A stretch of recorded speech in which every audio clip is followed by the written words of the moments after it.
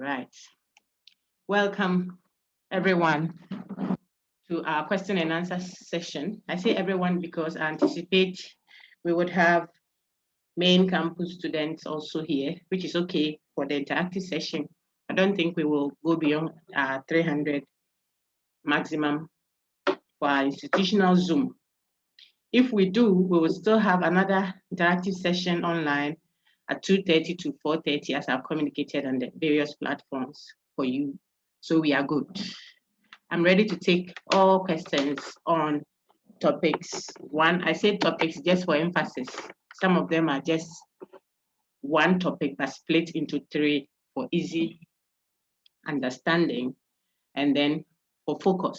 Sometimes when the whole thing is put into one, content like that, it makes it difficult to get the focus for each. So they are not necessarily different topics, they overlap. Something like introducing ethics is not a main topic in itself, but it helps you understand what an ethical question is before we engage some examples. Okay, so informed consent, and then the business ethics presentation lecture that I have delivered, together with introducing ethics and what is philosophy, could have all been in one lecture. If we wanted it that way, it would have been one lecture. After what is philosophy, then we would have engaged one branch of philosophy and its questions. Then we would have said ethical questions, and then under that would have had the medical ethics question and then the business ethics questions. Okay, so all of that could have been one topic. I want to say that so that your psyche will be right. You will not think that, hey, in 1 week, we are doing 4 topics. No, you scare yourself unnecessarily. They are just how the content has been presented to you. But the substance of it would have covered just one, topic, if you like. So for easy referencing, you see that our discussion on the screen, you see that our discussion questions or point of interactions will focus on presentations. One, I think when we call them presentations, they are easier to apprehend. Students can have a better posture towards it. And when you call them topics, then they say, hey, 1 topic, 2 topics, 3, 6. When will I catch up? No, they are just how the content has been presented so far. So if you go online, you get a video lecture delivered on topic 1, what is philosophy? You would see something on introducing ethics. You need to engage them in a systematic way so that you build up. You should have a fair idea of what philosophy is, the branches, etc. Kwame Jechi's view. Before you engage the question of ethics, where I am introducing you to ethics, if you haven't engaged the first one and you are listening to introducing ethics, you struggle to capture that because you won't know what even ethics is. You might not know that it is a branch of philosophy which is distinct from metaphysics, which is distinct from epistemology, etc. And then as we build on it, you will know why for certain questions our focus was on the question of right and wrong. We're looking at consequences or rule. Should the subject be the focus or the community, or should it be an objective truth? All these things won't be clear to you if you haven't engaged the previous lecture, because it is a build-up. So the foundation first, then you get to the lintel level, then you think of roofing. But if you want to build a house and then you want to start roofing when you don't even have a foundation or the blocks haven't been laid to the lintel level, where would you put the roof? So you may have the best roof, but it won't make sense to you. How would you apply that? Okay, so my advice to everyone is to move systematically. That is why if you feel that you haven't catch, what is the expression? You have so much backlog, then have a different model of study. Okay, everybody can do well in their own way. You just have to make sure you have seen what is philosophy, that's lecture 1. Lecture 2, I introduced you to ethics, one of the branches. Lecture 3, informed consent, is a practical application of what we have studied in ethics, an instance of it. And because philosophy seeks to respond to practical existential problems, how? By reflecting on the concepts, the ideas. So the discussions may be about ideas seemingly abstract, but they ultimately apply, my dear friends, to practical issues of life, at least according to Bamidechi. And so far, we have also learned from Plato that when you rise out of the cave in your reflections, you grasp reality, the true meanings of things, the real nature of things.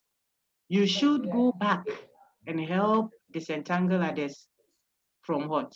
The deception, the ignorance that they are in, quote and unquote. You don't do that arrogantly, but you should realize that others may not see things like you do as you gave yourself the effort to seek, you reflect, you reasoned, you analyzed, you compared, you interrogated matters. Which matters? The presuppositions, the assumptions, the foundations, the beliefs grounding social systems, and etc. When you encounter, say, a better view of what justice should be, a better view of beauty, what should constitute good, what is a good society? Should it be one that only cares for how much money the system has and is not concerned about family bonds and how people are taking care of their homes? Should it be high-rise buildings, industrialized societies that do not care about how much emission of gases they are producing and destroying other nations? What is a good society? When you are doing your reflections and you're thinking through and you're question asking, you will encounter, according to Plato, a better view. How do you do that?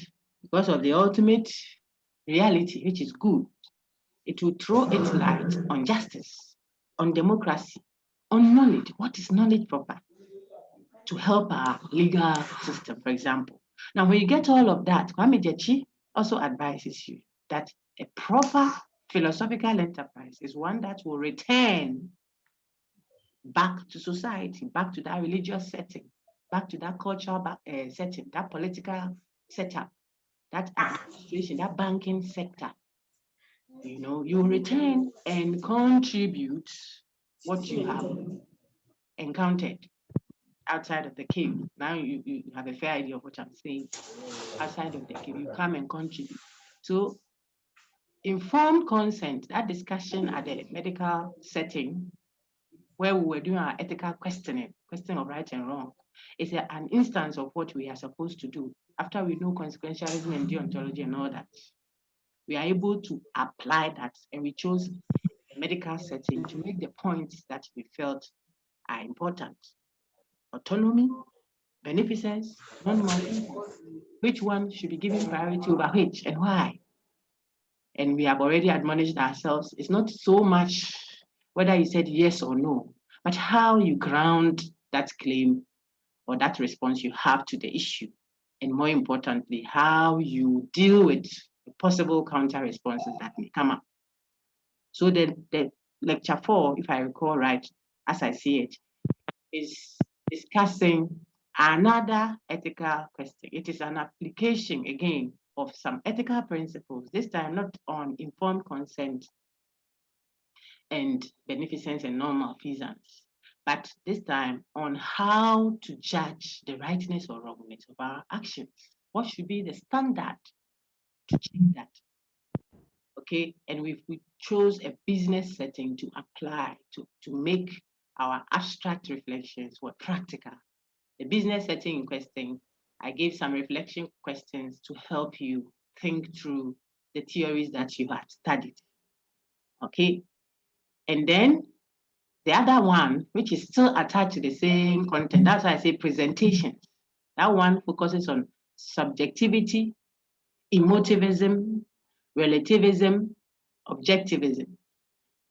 We are asking you whether there are moral standards that cut across cultures. You don't care which culture you belong to, you don't care which religious background you hold, what preferences you have, would we have some moral standards that transcend all of these different groupings? In other words, whether I'm Muslim or Christian, Hare Krishna or Buddhist, will we agree, even in all our differences religiously, would we agree on a specific kind of moral standard? We are talking about the standard that we will appeal to make judgments. Will we have that we all agree on, even if I'm from Afghanistan or I'm from Zaire, A or Z, of not of the globe or south of the globe, African or whatever, rich or poor? Can we have universal, what's the other one? Objective, absolute moral standards at all? You see that I have made that in my presentation. I make that another, I call that another, if you like, presentation, but it was still part of the other lecture. So you get a focus when you are revising. Now, some moral philosophers or ethical thinkers would say, yes, there are standards that really transcend cultures, transcend religion, transcend personal preferences. So those people are labeled as what? Universalists or objectivists or what? Absolutists. It is describing the same thing. Nancy is the same as Miles, is the same as Bafo, is the same as Jimfi. Amma, you can add up. It's just different ways of describing the same thing. You call me Nancy, you're calling me by my first name. You call me Miles, my father's name that he gave me. You call me Bafo Jimfi, my husband's name that I had to carry along. And I love it. Okay, they are all my names. So absolutists, universalists, what's the other one? Objectivists are all referring to the same type of group of moral philosophers. Which people are those? Those who believe that we have principles, moral principles, that is, that do not depend on culture, religion, personal preference, society, what have you. It doesn't depend on that. They are true regardless of your difference. You see, so it is universal. Those principles are universal. That's why we call them universalists. They say those principles are objective. It means it doesn't depend on that subjective person or subjective group or subjective society. No, it doesn't depend on you. So it is objective. It's about the object of right and wrong, not the subject. They also think that these principles are absolute. It means that they stand alone, detached from any specific context. Okay, so we call them that.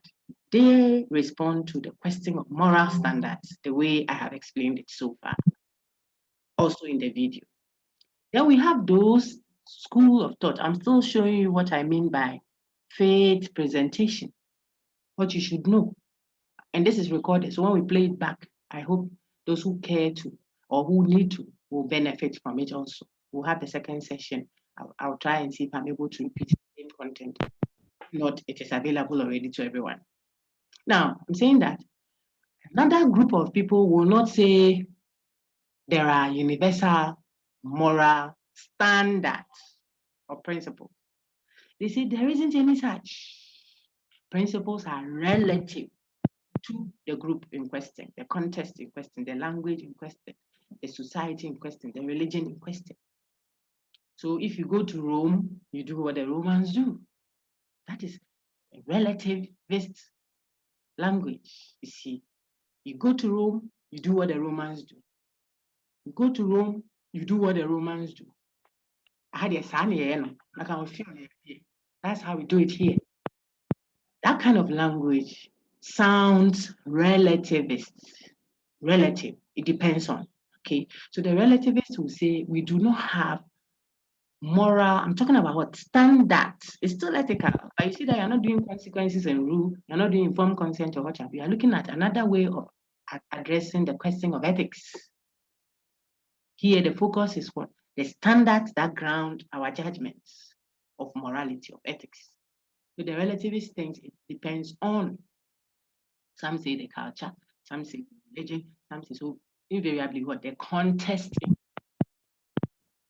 That if you want the details to that, go to the content that I have delivered for you already.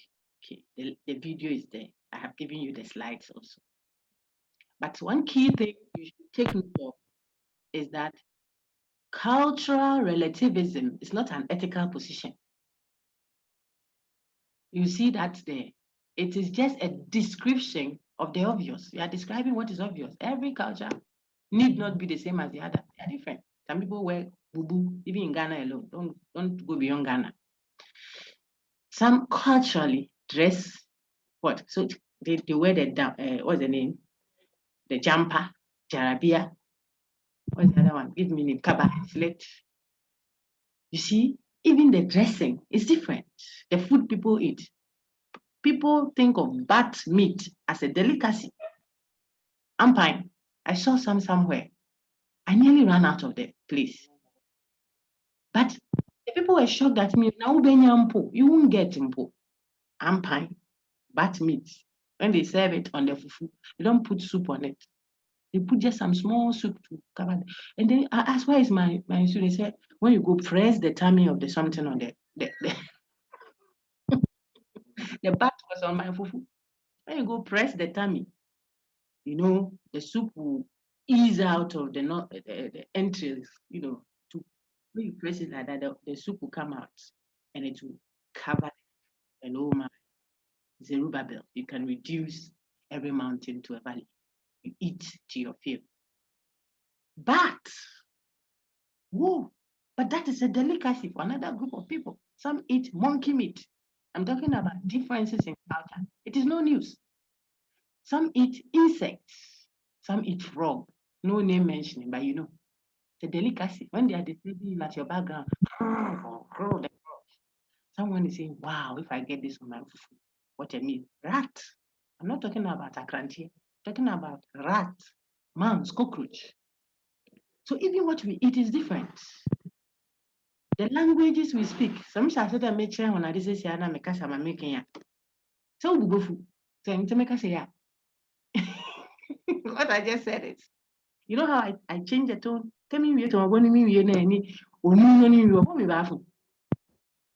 I just said earlier in Fanti, and then I spoke Ga. I'm a Fanti but I speak Ga. Unfortunately, I only know Medekuku, Echomia Dogo, and Maunaira in Evan. I'm trying very hard to fill in the gaps, Basa. And there are several such languages just within Ghana. Culture describes the way people live. Okay, how people live. So it will be different what you wear. You can go to Netherlands and go and wear your ahenema and cloth. In this cold weather, you will become obituary. So what you wear there will be different from or Iceland, let's say Iceland. What you wear in Iceland will not be like what you wear at Venezuela or Dubai or Ghana.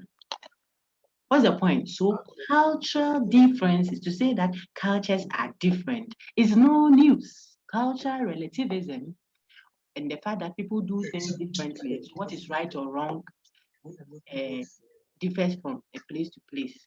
Just telling us, describing that fact is not an issue for anybody, not even for the universalists. The universalists will not critique that. Can accommodate the fact of cultural differences. Okay. However, when you argue that based on the differences of cultures, which is cultural relativism, therefore you conclude that therefore ethics or right and wrong is also or should also be, listen to my tone. When you say that right and wrong, the question of what is right and wrong should also be what? Relative to the culture in question. Then we tell you, no, the fact that cultures are different, what is the case, does not mean cultures, what is right or wrong, should also be dependent on the culture. It means we should be able to judge. Okay, so cultural relativism cannot support moral or ethical relativism. Cultures may be different, but it doesn't mean what is right or wrong in those cultures should also be different. Therefore, you cannot derive relativism of morals or ethics, right and wrong, from differences in culture. We can accept that cultures are different, but we cannot accept, says objectivist, that what is right or wrong must also be measured by the differences in culture. So it means if some culture thinks that it's okay to eat babies, human beings, wholesale, if they think that raping someone is not an issue, here we allow it. We can judge that, says the objectivist, who is against ethical or moral relativism. Okay, so the the objectivist or the universalist will not critique cultural relativism, but the objectivist will critique ethical relativism. So you have to see the two types of relativism very well and not confuse the two. I'll ask you sometimes.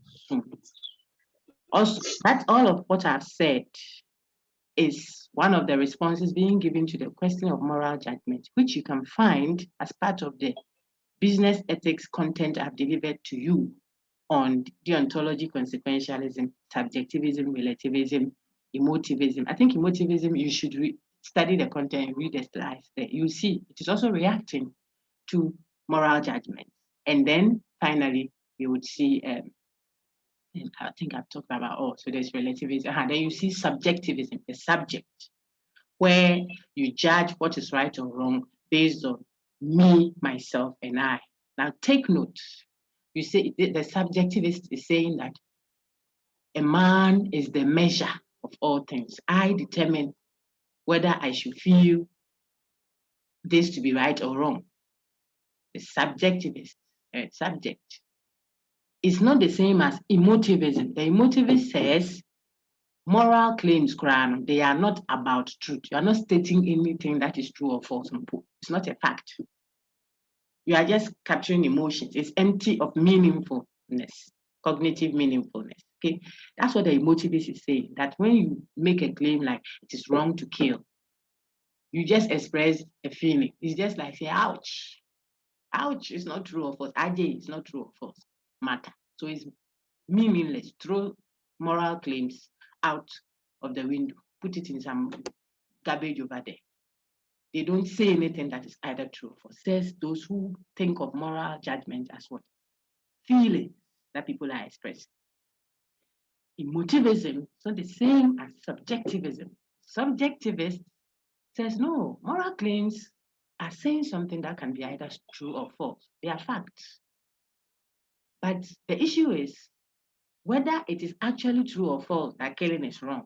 Depends, says the subjectivist. Depends on me, the subject. Is abortion wrong or right? The subjectivist says, I, the one that is making the decision, I determine that. Not some society, like the relativist is saying. Not the world as a whole, like the objectivist is saying. See? So the subjectivist will not agree with the emotivist that, oh, morality is just empty. It's nothing. Moral claims don't state any facts. We ignore them. It's just their feelings. How you feel about it is how you mean. If I feel I want to listen to music, then I listen to it. That's how they want to treat moral claims. So when you say abortion is evil, they say your feeling, now your feeling they express, make you feel free, express them. My Nigerian friends, Subjectivist says, hey, hold on, you can't say that. It's not just feelings. The person is making a factual statement. Just that whether or not it is true or false depends on the subject, me, myself, and I. That's the subjective claim. Okay. And then you know the relativist and then you know the objectivist claim. They are all reacting to moral standards, how we judge our claims of morality. What do we appeal to? Objective values, subjective ones, or relative ones?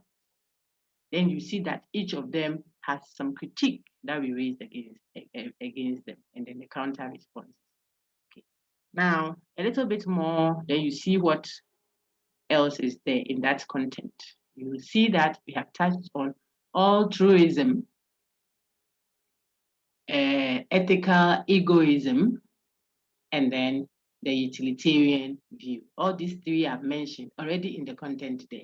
Are talking about how to judge, you see, how to judge or determine the rightness, what should inspire our decision making, consequences or rule, the deontology and the consequentialist one. The consequentialist ones are three as presented to you.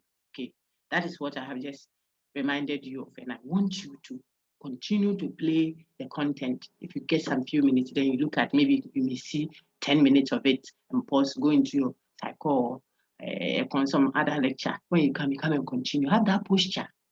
You do so far, you see, you finish and you have A, and you know you end it. So your confidence is high than if you relax and think that I'm waiting here. This lecture, listen to it 4th week, the whole day I go and sit there. You don't do philosophy that way. Philosophy is done. You can't pile up your bathing and say, I won't bath for 2 weeks. When I'm going to lecture the next day, I'll bath all the bathing that I didn't bath for the 2 weeks that day. So I'll use 24 hours that day to bath. And brother, armpit will talk. Everybody will know that 2 weeks, no bath. Okay? Then the 6th lecture, or if you like, presentation, that's when you have just the slides for it, which was good. We had an in-person session with me for all the groups that we highlighted. We repeat the same in-person sessions next week for our Ortega paper. But it focused on Plato's allegory of the cave. The in-class feedback exercise. It wasn't a test. So don't strain yourself like that. Like I've told you this again. It wasn't a test. A test wouldn't count for 5 marks. Okay, it was an exercise to get feedbacks from you, so you earn a mark for those feedbacks. If it was a good mark, I will record them for you, and we have finished marking all of the main campus sets. Okay, because they were straightforward, objective answers, straight answer. It was easier to mark. I got a team to help me do that. We have Tuesday group, main campus, all done. Wednesday, all done. Even yesterday, Thursday, the one we did in person, all have been graded. I'm going to do the online entries for you so that you feel comfortable. You have started saving some good marks there. 4/5, 5/5, I'll record that. One, the few of you that may have not read at all and so didn't do well, the 1/5 and what have you, we won't record it for you. We'll return all the scripts to you. Then, God willing, coming weeks in person, we will still do the feedback exercise purely on the reading, not on the philosophy of the reading, but just raw reading of the English in the text. What, according to Ortega, is so and so and so.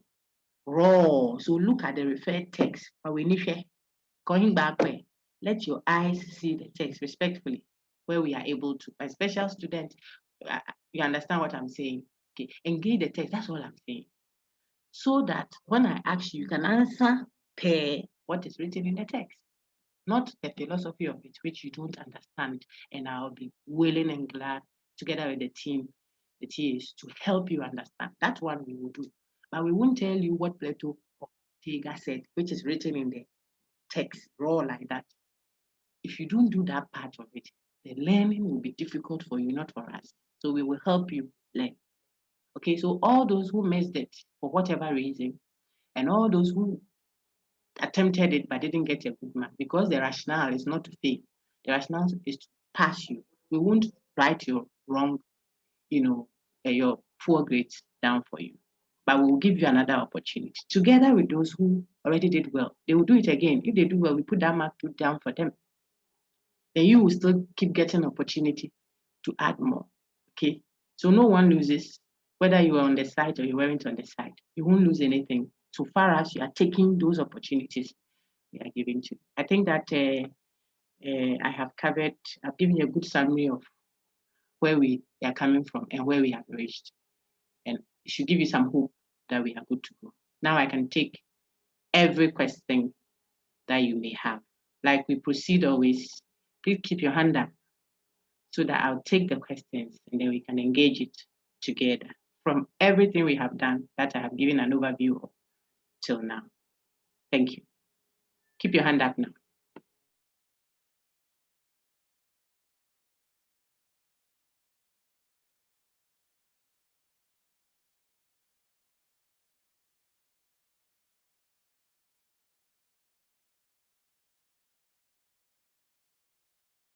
All right, Gipsy, please go ahead. Okay, thank you, Doc. Can you all hear me, please? Okay. I can hear you, Gifty. Okay, Ma, thank you. I can also hear you. All right. In your lecture delivery on YouTube on moral standards, that's still under ethics, you realize that one of the critiques against absolutism, also known as universalism or objectivism, which defines as the moral standards by which we judge actions are universally applicable. And then you said they are independent.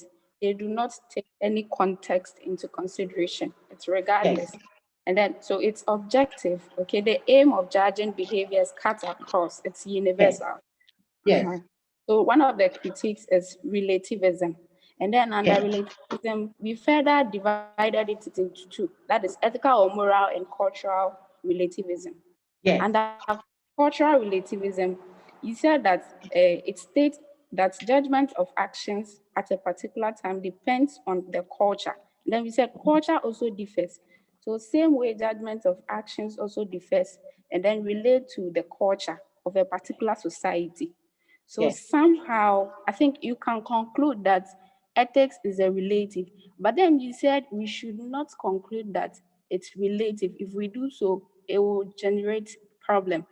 Now, you notice that this cultural relativism, it happens a lot in our societies. Taking, for instance, polygamy you mentioned in the lecture delivery video. It happens a lot in our societies. In some communities, if you are a man and you don't marry like 4, you are considered as not a man. Because they, as a man, you should marry. Okay. Save us, save the ladies, Go ahead. Yes. Okay. So, same way, I want to say that polygamy, as it stands, it cannot be universally frowned upon, neither can it be embraced as right or wrong. So how therefore should we conclude on cultural relativism, either than to say ethics is a relative? Because taking polygamy into consideration, I mean, universally, it's not being practiced everywhere. So how do we conclude on cultural relativism as a critique against absolutism? Okay. Thank you. So let me clarify again. I think my overview did some job on that, but I'll clarify. The fact of cultural differences, what is different from culture to culture, cannot be disagreed upon. No one will disagree with you, with anyone, that cultures are different. That is the way people do things are different. So for some places, like I use the food and the dress and what have you to illustrate, you have even added the beliefs some people hold. Some people hold different beliefs. Some have different cultural settings. Some believe in polygamy. In fact, you are applauded for being polygamous, taking care of many wives. In other words, so it is true. Cultures are different. Cultures are relative.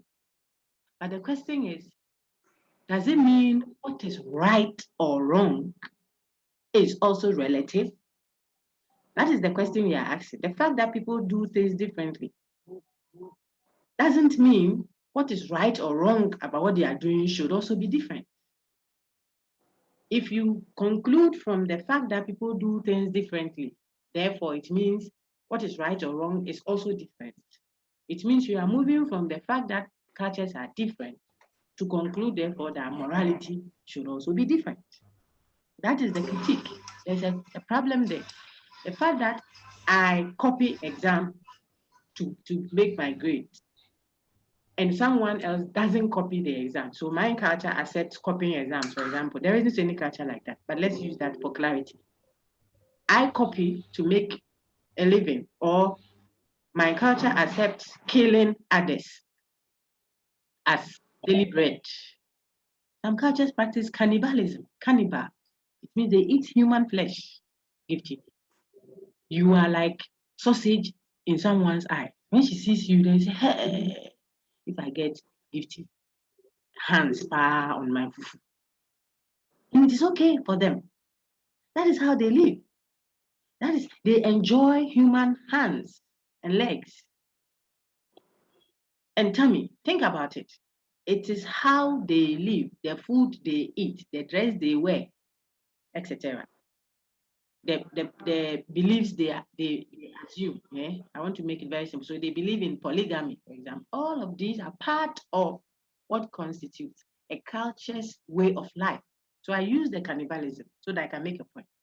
Then another culture doesn't practice cannibalism, where they eat human beings. Sister.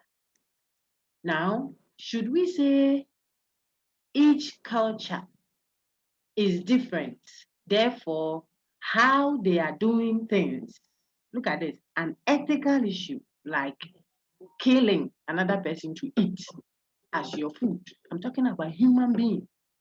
This culture, we eat human beings, and this one, we don't eat human beings. So this is how we do things. Yes, the cultures are different. That's culture relative. Cultures are relative. No two ways about that. But should what is right and wrong also be dependent on that culture? The ethical relativist says yes. What is right or wrong should also depend on the culture. So if these people will eat human flesh, then it is right for them to eat human flesh. Period. If you will not eat it, yours is also right. That's what the ethical relativist says. And you see where the problem will be. You see the challenge it raises. Look at the critique.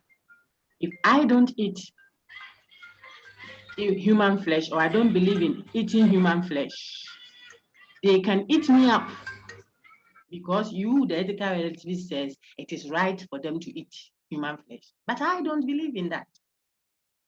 But you said they can do it. It is right. But I think it is wrong. And I don't belong to their culture. But they can come into my nation and come and eat me up because they are not doing anything wrong. You create a conflict. There's an inconsistency that you will admit if you take ethical relativism. Therefore, the fact that two cultures do things differently is not a problem. That one we all know. But the conclusion that the ethical relativist, not the cultural relativist, but the ethical relativist is making a conclusion from the fact of differences in culture. That what, therefore, right or wrong should also be different. That is the problem because it will have implications. That is why some nations gather all their rubbish, pack it all into containers, and throw it into another nation in the name of aid. Bola pa. That is why some nations are so industrialized that they emit gases, things that will destroy other continents, and they don't care. If we go by ethical relativism, you cannot judge another cultural system. If they think that all those of you who have hijab are not serious people, so go and take off the hijab. Don't come to this nation. I mean, we know what happened recently. You can't come to our school, remove it. You see, there is the pros and the cons when we argue as what? Ethical relativists. So that is the critique there. It doesn't mean that the objectivist has everything correct, but we will have to address that. The fact that people are different doesn't mean what is right or wrong. See, is also necessarily different. You can't ground that. What will you do if I meet you and I believe in, or my religion believes that women should not come to school? They should sit at home and cook. You can't even instruct me if a woman I'm a man. My culture is against that. How will you listen to your lecture who is a woman? When she's talking, you say, shut up and listen to me. Now you're bad. You are a woman. Can you keep quiet? You see? So ethical relativism would be talking about right and wrong. What is right? What is wrong? Whilst cultural relativism is just describing the differences. So we are different, no problem. But should ethics, the rightness or wrongness of our difference also depend on us. That is what we cannot support the ethical relativists fully on, especially on ethical matters, not just on the fact that we cover our hair and these people don't cover their hair. That's not substantively ethical. But what it has to do with human life, direct human life implication. You can't talk if you're a woman, or you can't do this if you have a black skin. Then we say we are white, for example. You're white. So that is how we do things here. Or we are Jews, or we are Palestinians. So that is how we do things here. You must accept. No. What is right or wrong cannot, should not, says the objectivist now, should not depend on that specific culture's prescription of right and wrong, because it may conflict. But as for their being different in how they do things, you can't take it away from them. But you can tell them that you are doing this and we do it differently, and they do it differently, and those people also do it differently. But should you eat human beings? We can ask them, don't you think that it is wrong to be cutting your fellow human being when they come and pass by your town? Then you take them and cut them into pieces and eat. We can critique that, says the objectivist. Okay. Any other question, please? Take note, I have mentioned a certain fallacy in the presentation. I call it the naturalistic fallacy. You see it everywhere, where you say because something is the case, therefore it ought to be the case. Something is the case, therefore it should be the case. What is the case is just description, factual. What ought to be the case is a judgment, valid judgment. Okay, they are not the same. So you can't say because that's for Legon there, and as for Ghana there, we don't, it's an example, we don't really respect human rights here. So therefore, it is okay not to respect human rights. You can't say that. The fact that the people are doing something in a certain way doesn't mean that is how they should do things. That's what we are looking at now. Okay, let me take Jude Nati Jr. Jude, go ahead. Okay, madam. Yes. Dog. Go ahead, okay. Jude. So dog. Okay, so dog. In as much as our cultures varies from each other, we have our cultural practices and we have our belief culturally by each society. Yeah. What is ethically right is not also different, because in the case that let me say, Gifty said in some cultures they practice polygamy and some cultures does not. Some cultures endorse monogamy. So in as much as our culture is different, our culture varies from each other, what is ethically right, I think, should not also differs from culture, because what is ethically right is just something about nature which isn't which is part of the human society that shouldn't be ignored. Let me say, for example, we say ethically stealing is actually seen to be bad in our society. And when you go to every community, despite their culture, they regard stealing or killing to be wrong. So in as much as we have different cultures and we have different beliefs, both spiritual and physical, what is ethically right or what we ethically see to be good or bad is not different. Because probably some countries will say killing is an offense. When you come to Ghana, who has a different culture compared to, let me say, US, killing is also illegal in Ghana. So in as much as our cultural difference differs from each other, our ethical principles are still the same, since we are actually part of the natural society.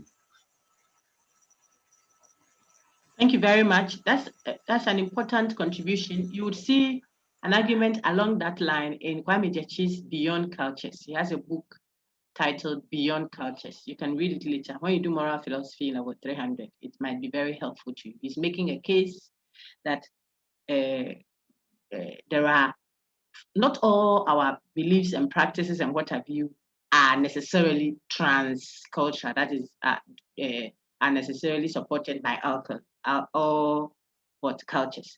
But there are some fundamental, take note of the word, some fundamental and basic human values that transcend cultures. That's why the title of his book is Beyond Cultures.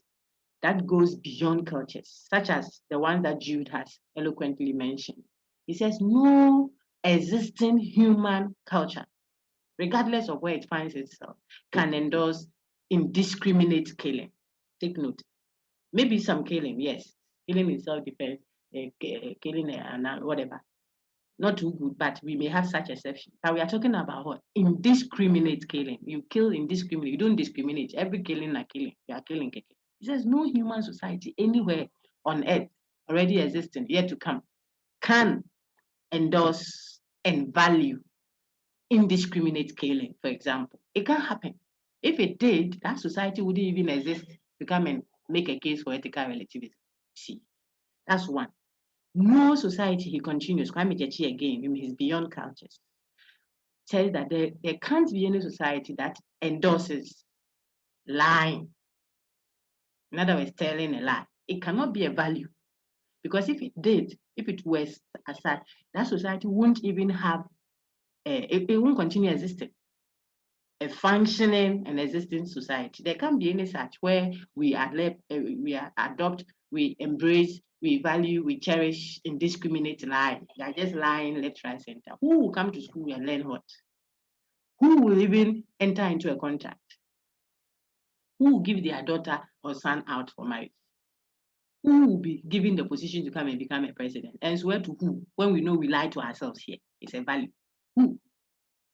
There can't be anything going on. So he lets such values, or if you like, such principles that he uses to make a case that therefore there can be certain fundamental, take note of the words, basic, fundamental values that go beyond cultures, religion, context, whether you are male or female or in between, whatever that is.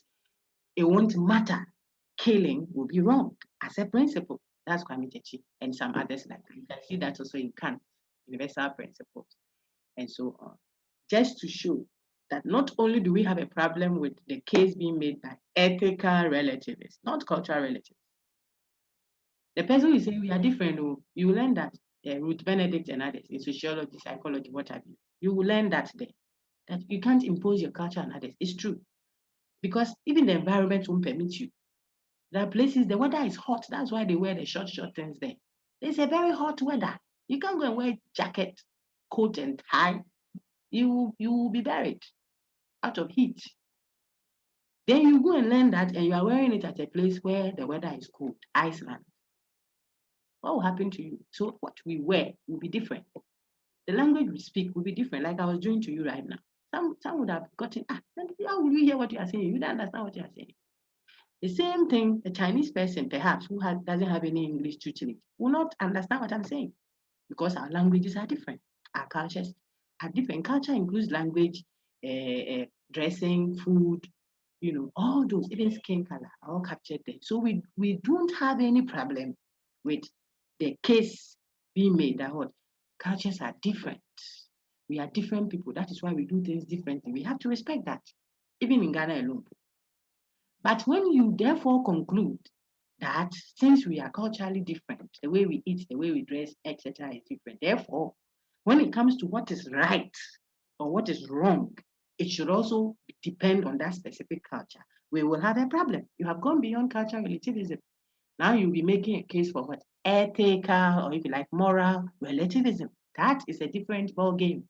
You are saying that if in my culture, I think that I won't let any other person go to school, or I'm the chief in that area. So my great grandson's crime should be passed on to the young lady who is just born today, the day she's born, without her choice, without her mother or father's choice, you say the culture we are in, that is how we do things. She will become a slave to the fetish something, or to forget the fetish, to the king or something for the next 50 years of her life. 2 years, she hasn't done anything. You say in our culture, when your great grandfather sinned, you haven't finished paying for that debt. So fresh lady, fine sister gift. Before she even gets one teeth in her mouth, the culture says you will serve and marry that boss with no teeth in his mouth. Now, and then when someone say, oh, but that can't be, they say, no, that's how we do things. Respect our culture. What are you saying? This is people's rights. They have autonomy. They have a life to live. Who will speak for them? You see? And that when she becomes 30 years old, she will become our daily bread, all in the bid to pay for the crimes of her forebears. That cannot be. You can't defend that on the basis of that is how we do things. We are culturally different. So we want to make sure that we are not confusing relativism of culture with relativism of ethics. We won't have any issue with relativism of. I'll ask you. That's why I keep saying it differently, so that people can have the understanding. We can admit relativism of culture. In fact, anybody who doesn't accept cultural relativism doesn't have any case at all. Even the universalists can accept without any question that cultures are different. That's what we mean when we say cultures are relative. But what the universalists cannot accept is that what morality or ethics, question of right and wrong, is also different. So we cannot accept moral relativism on the basis of what a supposed cultural relativism. That is the challenge. Thank you, Jude and Abigail. Let me take, excuse me. Thank you, Jude and Gifty. I will take Abigail, and then afterwards, I still see Gifty. Please keep your hand up. All the topics we've done so far are under discussion. Okay, so you raise your hand and you seek for clarity. When the time is up, then I end. We still have 50 minutes before then. I'll take Abigail down. So then afterwards, Emmanuel Tibila's hand just went up. If they finish, then we'll come back to Gifty. Go ahead, Abigail. Please unmute your mic.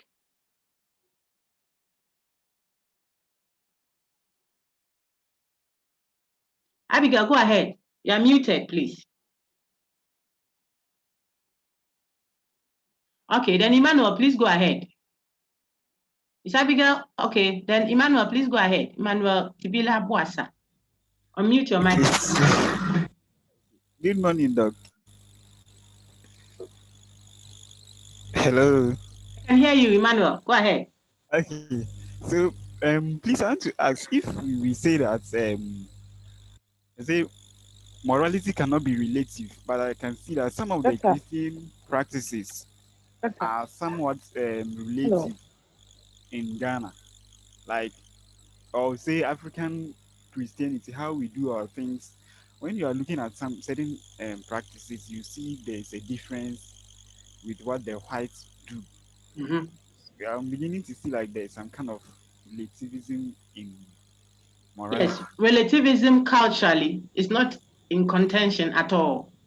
I'm saying that even in Ghana alone, don't go white. In Ghana alone, some people eat fufu and abenkwan. That is their delicacy. That is the food they eat. Others don't eat that. They eat ozafi. So we are different. The word relative means different. We do things differently. That's all. So culturally, Emmanuel, we are different. That is not an issue at all for anybody. No one can critique that. Please, my question was I'm coming. moral. The problem is, I'm coming. The problem is when you claim, listen, when you claim that because we are different, culturally speaking, the way we do things are different. Therefore, you are concluding that therefore, whether what we are doing is right or wrong should also depend. I'm talking the ethics of it. We are doing philosophy. When you say therefore the right or wrong of it should also depend on that culture, we will have an issue. You see? Because the culture may be wrong. We may be wrong. And then with time, you see that by our own selves, we will revise what we are doing. How are we able to revise? We appeal to something beyond us as a culture. Sometimes not someone who came to tell us, why is it that people are not doing human sacrifice again? They're not doing it. Nobody imposed that anything on us. You see, but when we ourselves as a cultural setting, let's say if we are all whichever cultural group, linguistic group, ethnic group, or what have you, we may decide that, oh, after a while, we see that we trim and why it's not helping us. Because we were only responding to the challenges of co-living. Now we have an alternative way of doing things. We don't need to go back to something that we noticed that wasn't helping us. Sometimes we don't need an outsider, quote and unquote, to come and tell us. We find it out ourselves that we could have done it differently. We can let people pay their debt without having to keep another person, hostage to pay a debt that his or her father or grandfather owed. We can, by our own selves, evolve. Culture is dynamic, it keeps changing. If cultural principles can change, then it means what is right or wrong is not defined by that culture itself, right or wrong. Okay. So I have given you two, I didn't want to tell you all of that. I wanted you to think through it. Cultures change internally, not someone imposing their views on them, but they themselves sitting there and saying, we won't do human sacrifice again. You won't kill anybody to accompany a dead chief or king. If he was strong, he shouldn't have died. If he has died, then we are all the same. We just gave him an honorary place to help guide our society. We can't kill 12 people and cut their heads to accompany. To go and do what? Have we gone to that other world before? You see, to determine whether the person is a king in the other world. So what? So we can revise our cultural practices, beliefs, standards, as we continue to evolve as a society. How are we able to do that if what is right or wrong is defined by ourselves? Are we the ones to be? We appeal to a higher standard. How do we get that standard? It means that standard of right and wrong. Killing is wrong. Thou shalt not lie. Or telling lies is wrong, etc. That we appeal to. It's not dependent on just that culture we belong to. It is something that is true of us as human beings. Perhaps that's the case that those who defend human values make, that the practical application of it may be different, culture to culture, but the fundamental standard that we are human beings first and foremost. And so you cannot say this blood that is falling is a green blood, and the other one is black, and this one is yellow. Every human being will die if you shoot a gun through their chest. Therefore, you can't say, as for us, it's okay for us to eat human beings. How you feel, another person feels, etc. So to answer you directly now, the fact that we think and we live as if it is our culture or our religion or our group that defines right or wrong for us doesn't mean that is what should be. Check the naturalistic fallacy. The fact that that is how we do it, that is how it is, doesn't mean that is how it should be. Should be. One is a prescription, a normative study. The other one is a description. You're just describing how people are doing things. The philosopher is pursuing a normative study. So the fact that we do things this way in our culture, when it comes to right and wrong, that the moral or ethical question of right and wrong, it doesn't mean that one too should be decided by the culture. How then do we improve or change anything? Okay. In the past, women, I've said that 3 times already, ladies. Women didn't need to do any schooling. What are you going to, even Greek, let's go Europe. Greek setting, women and all, they were not counted. They were not even considered citizens. Slaves, what have you. You may be a strong man, right? If you're a slave, you are not part of the serious, quote unquote, people who make decisions. Are we doing that now in Greece or Europe or anywhere? It has improved because its rightness or wrongness, that decision, it didn't depend on the culture. There are higher standards that even the culture participants, different cultures, will be appealing to. But this is also a woman. In the Bible, look at the referencing. When Jesus came, what did he say? After Christ, what do we say? Now there's neither male or female, Greek or Jew. So I'm talking religion now. But in the Bible, look at all the labeling. You say he, if someone say women sound, they say, and some woman be. The name Christ is not included. Are we doing that now? Per the New Testament? No. You see. So I'm just trying to say that even religious standards keep evolving. They keep evolving. because culture is just describing how we are doing things. The principles which guide its rightness or wrongness cannot be culture specific, religious specific, or the other one, gender specific, etc., etc. That is the strong case made against ethical relativism. Objectivism, the other one, emotivism. Even though we know we can have challenges with the assumption that there are universal values. But when it comes to certain basic fundamental values, like the one Jude mentioned, I pointed you out to Kwame Dechi, you can see some also in Kant. When it comes to those fundamental ones that ground humanity, they cannot be culture specific. Maybe their representation may vary from culture to culture, but the principle itself cannot be culture specific. Okay, Emmanuel, go ahead if you still have any point. So please, now that we are having a problem with the universalists, the emotivists, the subjectivists, and all of them, how do we now determine what is good or bad? Did you listen to the lecture video very well? Yes, please. What you are saying is not accurate, Emmanuel. So I want you to go and listen to it again. There is a Okay. viewpoint that says when it comes to morality, the standards of right and wrong, one group says you cannot say that when it comes to what is right or wrong, it is what my religion says. You see? Or it is what my cultural group, whatever that even means, or my ethnic group, or my nation. The people who speak that way say we can have principles, standards that cut across all cultures, all religions, all contexts. Those people have a label. I've given you their name. The label we give to them. Then we have others who say, no, it depends on culture or religion or etc. They also have a label. I've given you that. Then still others says, it's not even the culture or the religion, what have you. It is each man for himself, God for us all. If I think abortion is evil, it is for me. If I think it is okay, it is for it. I decide. A man is the measure of all things. They seem to be quoting Protagoras. Then there's still the other group that says this morality thing, cry, there is no meaning to it. It's just people's feelings they are expressing. They know how am I aggressive, cry. They will come and talk this. You see, these are perspectives to the question of moral standards. Now, we take each one of them and critique. Critique means you find what can go wrong with this kind of thinking.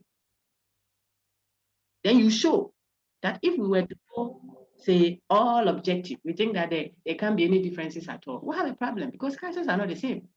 They present themselves differently. We eat different foods, wear different. I mean, this short dress that sometimes we have issues with here, in certain contexts, no news at all. It's normal because the weather there.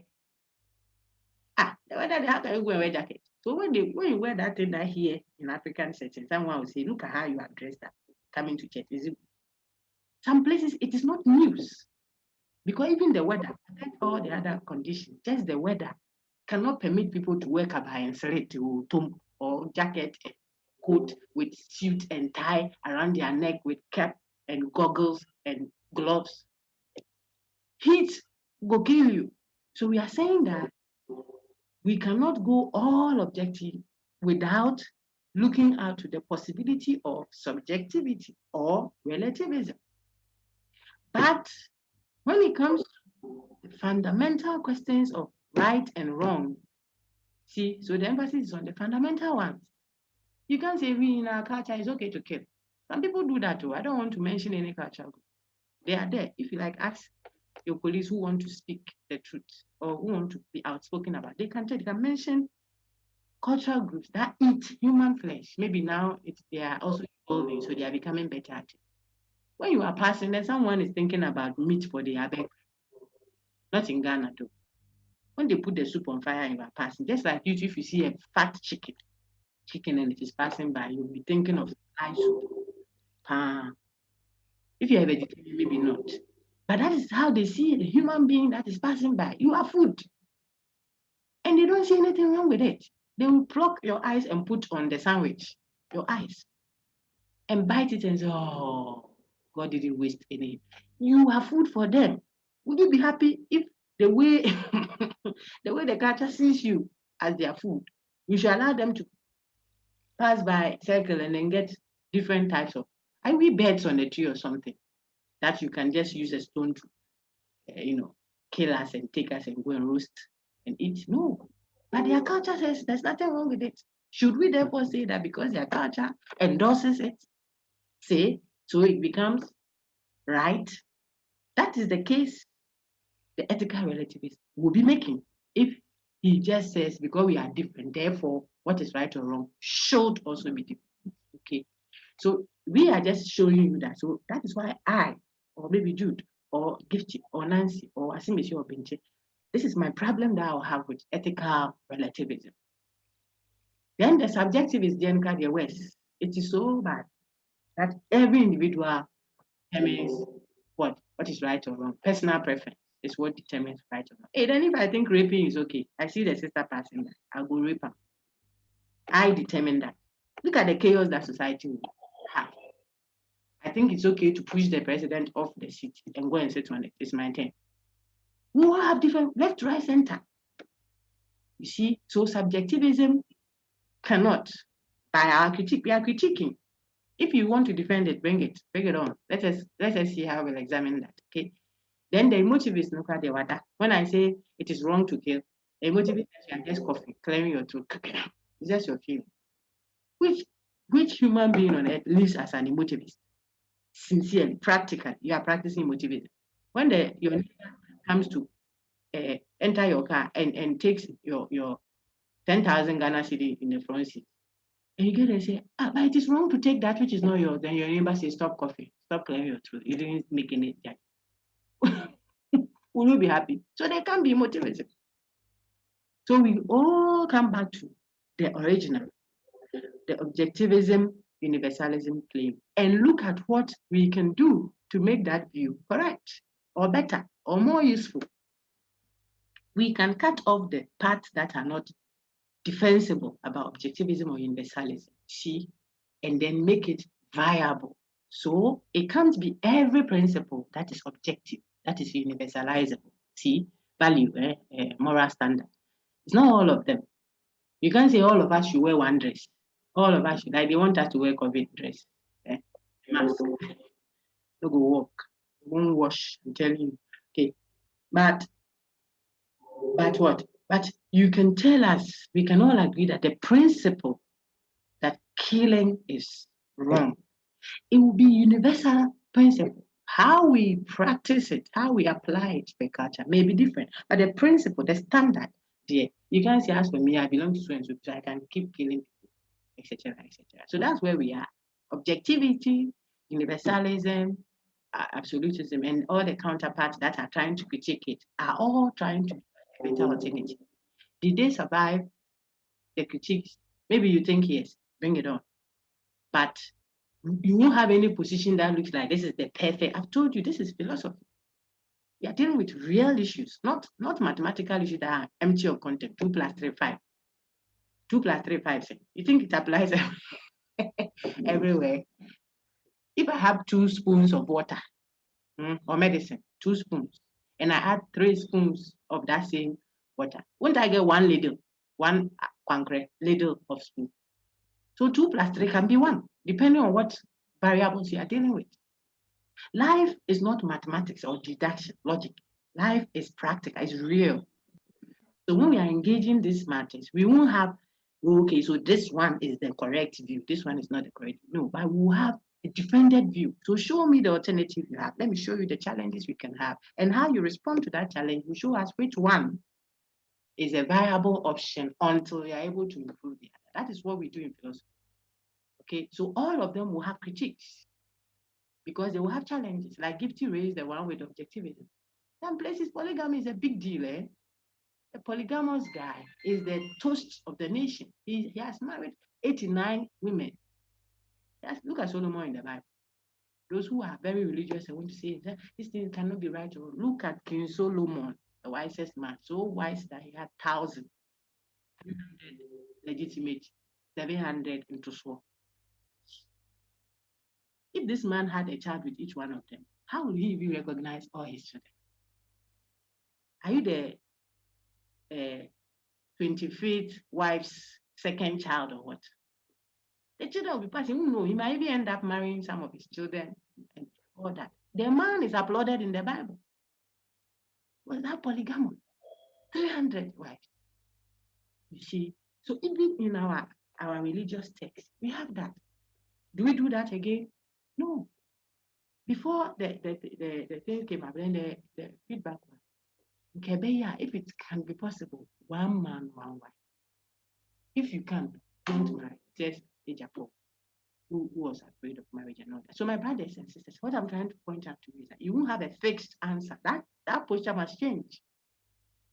Have views, perspective, because we are trying to deal with practical problems. You won't have a one goal like this, so that you go and chew, pour, and come and download, why it is this position. We'll have a better dependent view for all the discussions we'll have. It is all about how you are able to respond to it and show the strength of that view versus the weaknesses of that view. Okay. Let me take Abdul Rashid Seidu. Then we'll come back. Oh, Emmanuel, are you not done? I think you are done. Let's take Abdul Rashid. Then we'll come back to Abigail. And then if you are not, I'm giving everyone the opportunity. Please go ahead. Good morning, Doc. Good morning, sir. Okay. Please, Doc. Concerning the culture relativism, Yes. in my understanding, per what my colleagues made their contribution to is like the differences in our cultures. For example, when we pick an example like LGBT, which is gayism or lesbianism. Yes. In the sense that we have that kind of countries like Nigeria, Ghana, Togo, and others that are against it. Yes. So at that point in time, yes, why are they against it? It? Like it is an ethical right. Okay, hold on. So why are they against it? Let's see the why. You see? They see it to be like it's against their religious aspect as one, two, as their culture to forbid it. Let me help you out. Are you sure that the argument has always centered on culture, religion, or ethics? That is what you have to clarify as a philosophical mind. You see, where people are arguing from religion, Ghana has said we don't all practice the same religion, do we? Respectfully. Yes, please. We don't. You see, some are Muslims. I'm not a Muslim. But I have a Muslim HOD and Muslim students, fine people. They don't need to practice what I practice. Some are Hare Krishna. I have some Hare Krishna students. They send me messages, especially the issues that they believe they are even able to throw some more light on it from their religious perspective. I have Ekanka students. I have traditionalist students. Sometimes they would say when Bonnie passed on there some years back, they say, oh, that way they see we have different religions. Are we fighting? When someone kills an animal to pacify the goat so that the traffic, the deaths on the roads will be minimized, it is their belief they are expressing. Okay, and so on and so forth. Recently, some of our religious folks have been taken to court because of how they are carrying themselves. Sikagari and all, I'm sure you have heard it. I'm trying to make a point that when people disagree on a certain principle, we shouldn't be in a hurry to interpret that disagreement as what? Based on religion. Sometimes the argument is actually on a question of ethics. I had to mute all. So my brother, when you have a feedback, then you unmute your mic again. Someone is talking at the background, okay, so we can hear. I'm saying that, so it is not necessarily a disagreement on religion. If not, then the Christian groups or whichever denomination of Christianity or Islam or what have you, that is against another group, should also be against the Christians, that they don't bow down and pray 5 times, or the Muslims should also be against the traditionalists. That is not the foundation of a supposed disagreement. If that is what they are doing, then that's ethnocentrism. But the disagreement against whatever principle, the LGBTQ whatever, all these other, even bringing folks worn out clothing. I keep emphasizing the emission of gases from industries into our nation or into our continent, and vice versa. We too doing that. It is an ethical issue. It's not they are not respecting us as a. It is ethics, not your religion, not your culture, because cultures can't be the same. Religions can't be the same. So you can't make a religious appeal. Didn't we have some Catholic priests? Was it no? It was Anglican priests. If I'm mistaken, help me out, because you might know better than I do on that. Who agreed to be married? So how can it be a religious?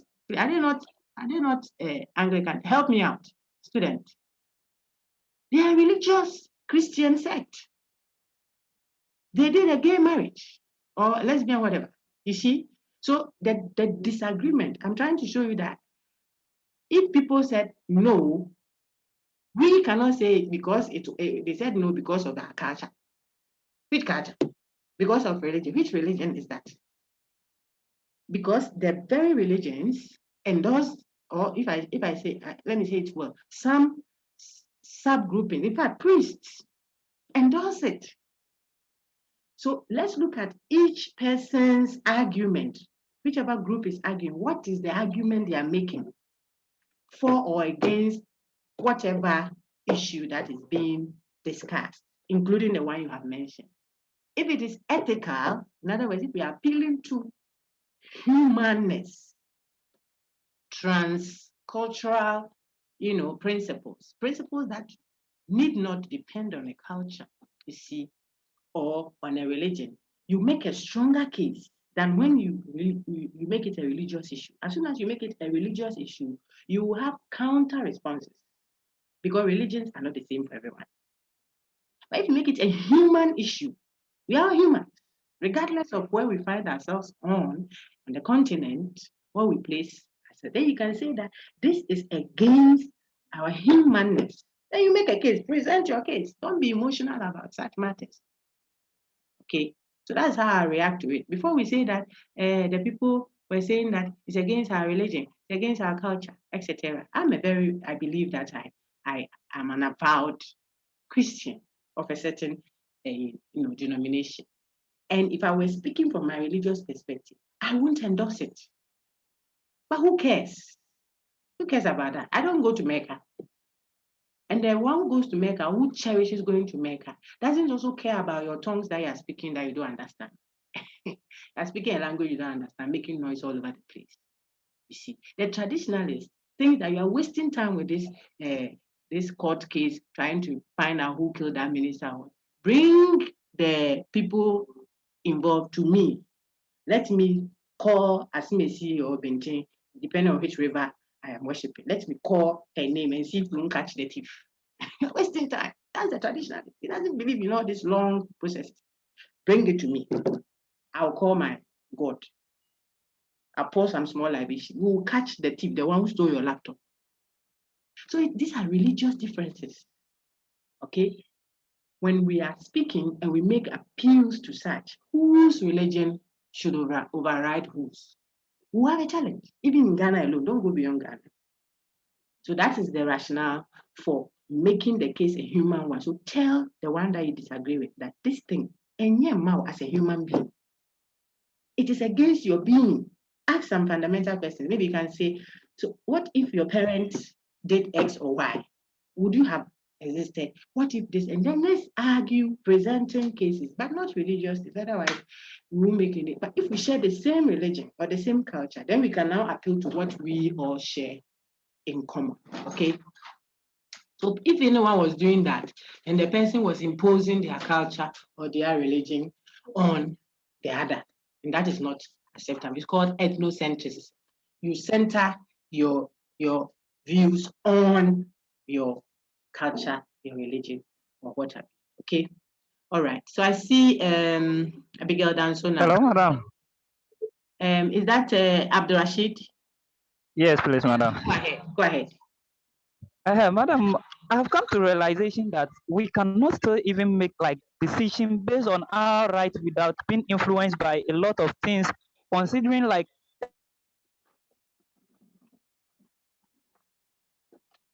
Oh, go ahead, though. Decision that, oh, this is right. But before going for an aspect, consider it to be as right or wrong, he still have that kind of feeling within him. So I see like when we are to consider an aspect of religion and let's say religion, culture, and other aspect of cultural relativism, it still influences our right. Because, for No example, problem. Influence, we'll get to the question of Ortega. Influencing your life is not the same as determining it. You see? okay, madam, let me throw a question in the Let me sense help that you. Let me help you. okay. You can be influenced by your background. There are people who don't want to marry. They don't even want to see a man. When a man come and say, I love you, really, you irritate the person because of how they saw the treatment their mother went through in the hands of their father or foster father or something. They have been influenced by that. Determined means you wouldn't have done anything about the situation you find yourself in. That's determined. You don't choose. I don't, even currently, male and female matter cry. You don't have to use that as an example because people can unmake themselves from, say, male to female. But you don't choose your parents. You see, you are born. You just find yourself born by them. So when we say you are determined, or something determined what you are now, it means you had no choice about it. But influence means it contributed to what you are now, the background that you have, the religious beliefs you hold, the posturing that you have, are all influenced by, look at the word, influence. And that's why you can't take away from it. But more importantly, you're being a human being, the human values we hold are basic to how we interpret even the influence that is coming to us. Go ahead now, Abdul. Okay, so per what you just doc, per what you've just submitted right away, Yeah, I think our decisions can now be influenced by, let's say, our ecological factors. definitely. All right, thank you. I just spoke about that, even the dress people wear. You know, if you see, if you stay around, I told the city campus friends when I went there jokingly that if you stay around the place where there's KVIP, respectfully, still having breakfast, read him, that one. The scent, depending on how it is managed, but if it's not properly managed, that strong stench in the area, because you are used to that place, you won't, after a while, you won't smell. You can eat your fufu and soup there without any feeling of, you won't smell the scent. Someone who doesn't live in it, when he or she is just passing by, can smell the thing. You say, why is this place smelling like this? But you are so accustomed to it. That's what influences do. Show me your friend and I'll show you your character. That's where it's coming from. We are often sitting with people that are doing something, good or bad. You get infected with it. You are still able to come out of it, but it influences you. Before long, you are also doing something.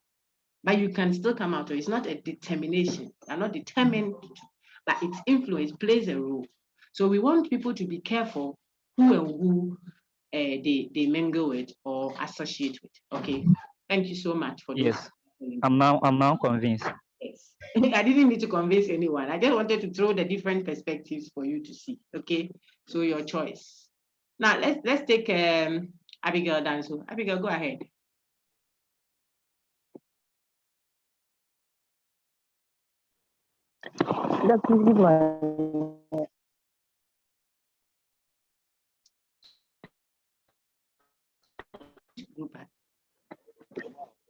Hello. Abigail, we are listening to you, please. Go ahead. Doc, Who is speaking? Doc, please can you hear me? I can hear. Is it Abigail? Please, my question is, I actually didn't join the class early, but Abigail. Hey, Abigail, please speak up a little bit more, okay, so we can hear you. Go ahead. Go You ahead. said cultural relativism is not an ethical position, but I want to ask. Okay, you said cultural. Is that Oh, cultural Abigail, we can't hear you. relativism We can't It's hear you. not Could you an type? Could you ethical. type your? It's not in an ethical Yeah, could position. you type your answer in But the chat when box? as We can't hear if you. a cultural Uh-huh. situation can be addressed in an ethical way,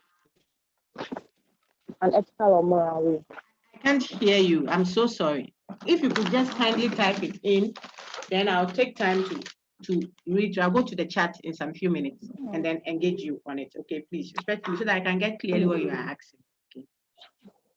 Let me take. Okay. Yes, please type it. I'll go to the chat room shortly. I've seen 23 chats. I think Okay, some are please. pleasantries, but I'll look at the content proper that you have put there.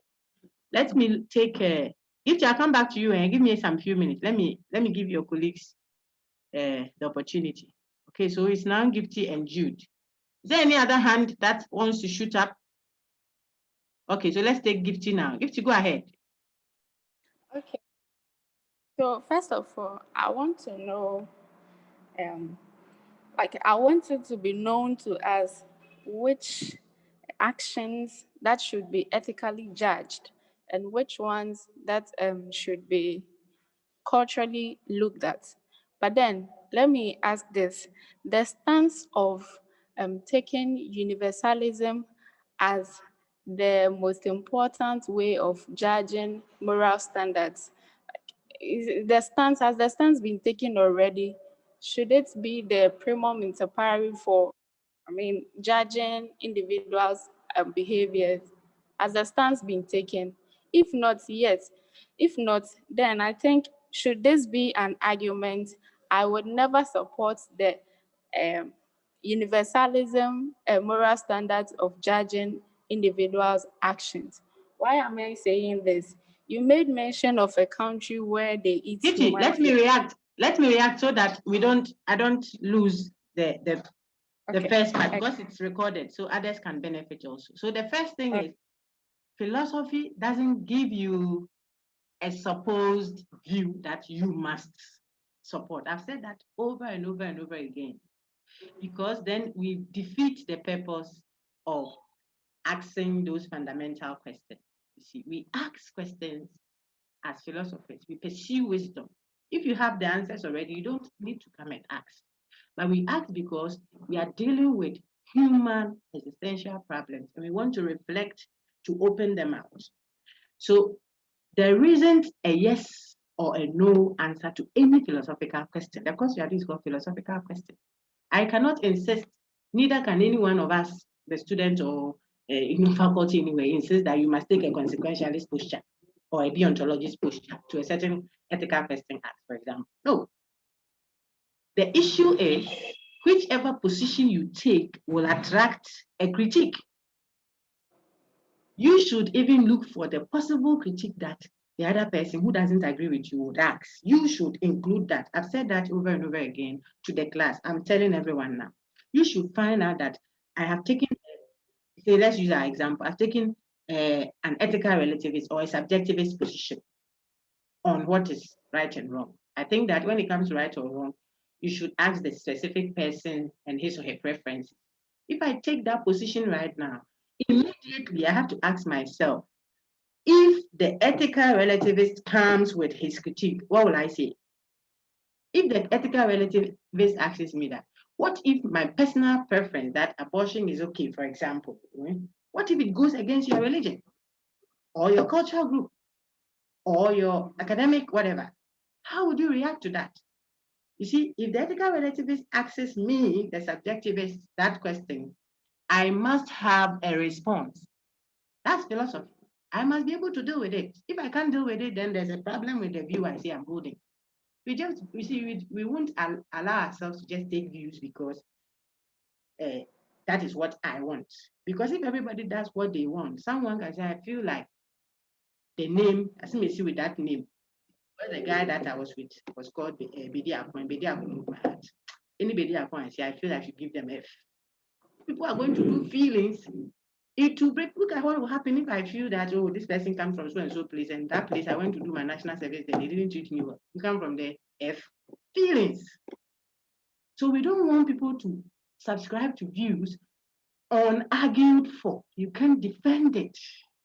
And the best defense is you present your argument and deal with the possible counter critique that will be raised. If you can't deal with it means you have to have an answer for that main critique that will come from the ethical relativist. It means you must know what the ethical relativist says, what the objectivist says, what was the other one, what the emotivist says to the view you are holding. So maybe if I'm a universalist or I'm defending a universalist position, I should know that the ethical relativist can ask me a question.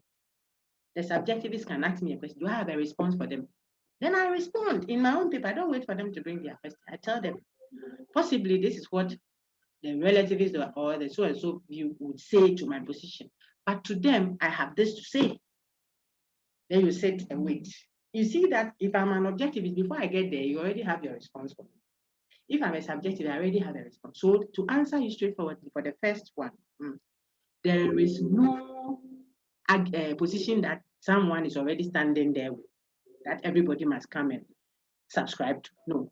But there are argued positions, and anytime an anchor, someone is managing discussions like this, tutorial or lecture, wherever, you have to lead the people there. You have to show them, so well, when you say this is the possible question that may be asked of you. What will you say to that? So that the person can now bring out their positions, like we do with the informed consent. Okay, so it goes for all philosophical questions that you'll be engaging. If you go all the way to level 300 or 400, you have to be able to make a defense of whichever position you are taking. And a defense means you would anticipate the contrary view and respond to it. Not just say what you think and go, we are not doing politics. We are doing philosophy. It means you have a position, you want to listen to the liberal Democrat and the what? The property owning Democrat also. This person says social democracy. The other person says liberal democracy. I am for X and not Y. Why? So I give my reason. Then I show what the other person may have against me and deal with it. Okay, that's the first one. The second one was you wanted to know you said something else. I've missed that on the I was like, if the stance has been taken, now you've clarified that no, it still happens to be like an argument of which I have said that over all the questions, every philosophical question that we have been philosophy. Then the second one was okay. So if that is not so, it means I can criticize it. So I want to put up one critique against it. Okay, so you let's realize see your that position first on the moral standard. What is your position first? You see that? okay. So so I am saying that judgment should be given out based on, or it should be like cultural relativism. No, cultural relativism is not a moral position. That's what I've been saying. It's a critique against universalism. No, we clarified to show you that when we are trying to critique universalism, people think of relativism in two ways. Okay, the cultural relativism bit is not a critique because even the universalist agrees that cultures are relative. So they don't disagree with cultural differences. Then we throw it out so that people don't think that relativism or the ethical relativist view, which is challenging universalism, is the same as cultural relativism. Relativism. Okay, let me ask you this question, Doc. Is it clear now? Just a minute, Gift. It will help your colleagues. Listen, so cultural relativism is not a critique against universalism. Why? Because what the cultural relativist is saying, the universalist is saying the same. The subjectivist will say the same. Emotivist will say the same, that we are all different when it comes to how we do things. So that is not a sustainable critique. It's not even a critique. The relativist view, which is a critique against universalism or subjectivity and the others, is what? The moral or ethical relativism. So those two distinctions were made so you can tell which one can be sustained and which one is not even a critique at all. Okay, Gift, go on. Okay, you see, you remember recently there was a video circulating of a France president being slapped in public. I don't know if you saw that video. Which one is this, please? It was a video that was circulating on the social media. A president, France president, he was slapped in public. Slapped. Oh, okay. Yes. Go ahead. I learned just yesterday that they freed the man. They took him to court. They asked him questions, and then per his actions. Gifty. Just a minute. I've remembered your second question. You wanted to know which principles are universal or can be universalized, and which ones cannot be. You remember you asked me that also.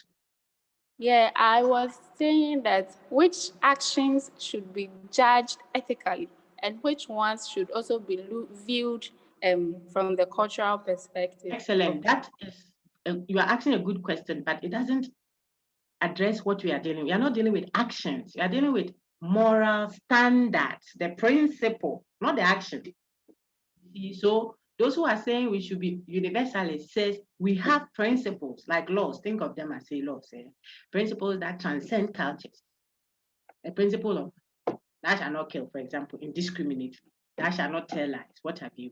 Are standards that we set to guide how people act. So we can't judge specific actions unless we have principles that we appeal to. And some say we have such universal principles. Others say we don't have such universal principles, but we have relative ones. Others say we have subjective ones, etc. But at least when it comes to certain fundamental principles, like I gave you some, that is what the universalist say. A universalist posture, someone who has a universalist posture, like Kant, Immanuel Kant, like Kwame Gyekye. I mentioned that when I was reacting to Jude. Like now Jude Nate to give us two examples of a posture. Doesn't mean you should be universalist about everything. I jokingly said, even what you wear cannot be applicable everywhere. The ecology won't permit you, the environment, the climate won't even permit that. But when it comes to the fundamental beliefs that border on human life, so I gave some examples. I referred you to a text that has said that. You cannot be relative about it, says so and so person. If I'm convinced about that, I'll make a stronger argument in addition. If I'm not convinced about it, I can just point to that and still respond to it as an ethical relative. Okay. Please finish with the French man's slap. Yeah. So I learned they freed the man based on how able or how well he answered the questions that were being put on him. Yeah. So with that one, taking Ghana for instance, do you think we are just going to take this man to court, ask him questions, and if the questions are well answered, we free him to go like? Let me not even. But then I think universally we can say it was so that a wrong. Gifty, let me help you before you conclude. So let's even assume that in Ghana we wouldn't have even given that person any permission to say anything. We would have just arrested him and put him in prison. Thank you. Listen. Let's suppose that. Listen to me attentively so that you don't get your answers wrong. Okay. Listen. Let's even suppose that. I said let's even suppose. If that is how Ghanaians operate. Okay, if we granted that, that's how they operate. Does it mean that is how they should operate? We are dealing with what should be, not what is. Otherwise, we are committing the naturalistic fallacy that so and so people did. That is how they do things. Therefore, should we conclude, therefore, they should be allowed to do things that way? The fact that people do things in a certain way doesn't mean they should do it that way. Otherwise, the one who thinks raping someone is nothing, you've gotten, I'm giving you feelings, you are complaining. That person must be allowed to do what they think is okay. The fact that it is done doesn't mean it should be done. I can give several examples, like I've kept giving. So we are trying to address the question of what should be done. It is ethics. What is the right thing to do, not what is the right thing that people do in their own eyes, based on their own culture, religion, or perspective. And then I even went further to show you how cultures by themselves have stopped doing what they were doing initially, they themselves. If it is just the culture that prescribes it, what did they appeal to? Where did they get the new principle? Then they shouldn't be able to change. They should be killing people, human sacrifice, so that we will get rain to plant our crops. They should be continuing. We should be marrying 1,000 like Solomon. Are we doing that now? Per Bible principle. We could go on and on and on. So internal change in cultural practices, internal, Not someone imposed it on them. They chose. An individual rises up one day and said, you could have done it this way. Do you even need to kill a human being? And then they change it. It means they appeal to some standard outside their culture. This is Kwame Jechi's view in Beyond Cultures that I'm saying. And so I brought that out. How will you respond to that? When I say how will you, the person that takes a different posture from what that person is saying must have a response. If you don't, then it looks like a stronger case. Then we could go on and on and on. Okay. Abigail, your hand came up. Oh, it's gone down. Was it Abigail? I saw a hand up. Oh. That was the last hand. You've done a beautiful discussion. It just ended up focusing more on the Doctor, vision thing. doctor, Go ahead, please. Go ahead, sir. this Jude, my hand is out. Yo, Jude, go on. Go on. Here, please. I want to add a view. Okay. Please go ahead. Okay, madam. Fundamentally, what is ethically right or wrong does not have opposition. Hey, that's a problematic statement. What is ethically? You can't say that, please. That is problematic. We say that you can make a case though that there can be certain, you see how I'm speaking, certain fundamental questions of right and wrong. Then you push those ones and you can sustain it easily. I mean, as I've told you, no society which is existing can, we are talking about the logic of it, can admit of indiscriminate killing. Then they will kill themselves. There will be only one person living there. If they say, oh, we value killing people, those we kill indiscriminately, that society won't have human beings in it. So if there are human beings there, then they cannot. It means they can't value. It's a matter of the logic. They can't even value indiscriminate killing, indiscriminate lying. As for differences in what they eat and how they dress, it will be there. So that can tell us which principles, like Gifty was asking, which principles should be considered fundamental and therefore universal or universalizable, like Kant is advocating for in his deontology, and which ones we can universalize. Okay. All right, you'd finish up. Abigail, you still have I call you and you don't respond, Abby. You're having a network difficulty. The chat. Let me take Jude and Abigail, then I'll quickly run into my next class. They are calling me. Okay, madam. So fundamentally, certain ethical principles, I think are actually embraced. Rather than opposed on. When you take, for example, despite our religious background, our cultural beliefs, and our social beliefs, fundamentally, we actually embrace the principle of not killing, the principle of not lying in our society. When you go to any society on this world, despite our religious background or our social background, we have embraced those fundamental ethical principles. And these principles are not easily opposed on. It's just embraced. Like lying in a society is actually against every society. Thank you. I really have to interrupt when you are a liar in a society, society forbids you.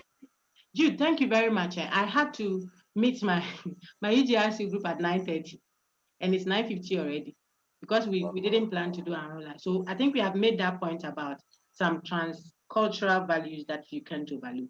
I have seen all the chats. When I close the session, Abigail, I will get all the chats. I'll go through them, and then you can contact me directly so that I react to the comments that you were putting across that we couldn't do. Okay, Abigail, then you get feedback from me. So thank you very much. I think we had a very, very interactive session. The focus though was on the subjectivism and what have you, which is good for you. Now you can focus on the new session, the new topics that we have uploaded. And then when we meet again online, we will interact more. You could also bring me your questions directly, okay? Thank you so much and have a wonderful, wonderful morning. Till later. Take care. All right. Thank with that. Bye.